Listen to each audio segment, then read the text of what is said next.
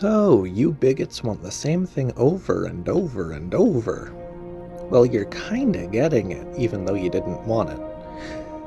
This is Star Trek, and Star Trek has always been horny for the future. It just learned to flirt and code.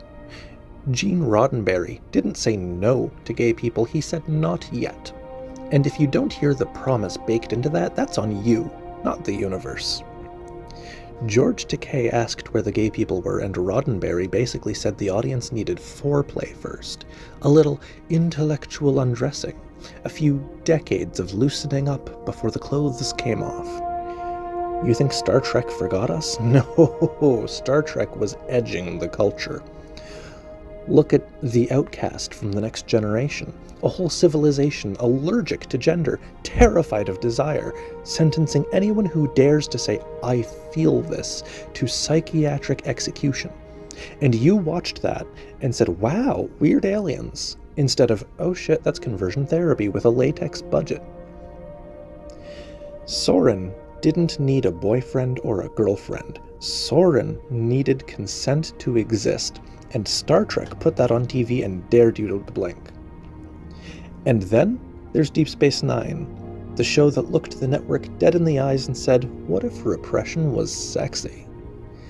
Garak walks into Bashir's life like a walking sin in Cardassian tailoring, purrs threats, offers lunch like it's foreplay, and you're telling me that's not desire because nobody kissed on screen? Please! If subtext were any thicker, it'd need lube. And Rejoined didn't accidentally show two women kissing. It looked straight America in the face and said, souls remember who they love, even when bodies change. Then it leaned back and it allowed your discomfort to sweat. You didn't hate that episode because it broke canon. You hated it because it turned you on and scared you. And Voyager, oh Voyager. It handed us 7 of 9, a woman rebuilt without compulsory heterosexual nonsense installed. A person who chooses intimacy like a blade, carefully, deliberately, only when it matters. 7 isn't broken, she's post-default. She's what happens when you uninstall society and don't reinstall the spyware. She doesn't want your romance arc. She wants autonomy, control, and the right to say no or yes without it being a performance. That is queer as hell, whether you like the label or not.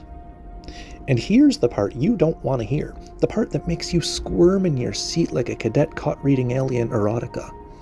Star Trek didn't add queer people later, you just finally caught up. It hid us in allegory, dressed us in alien skin, slipped us into longing glances and forbidden kisses, because the future always arrives before the audience is emotionally sober enough to process it. So don't tell me queer people don't belong in Star Trek. We are the unresolved tension. We are the episode the network was nervous about. We are the thing Roddenberry knew was coming and trusted time to handle. And if that makes you uncomfortable, good.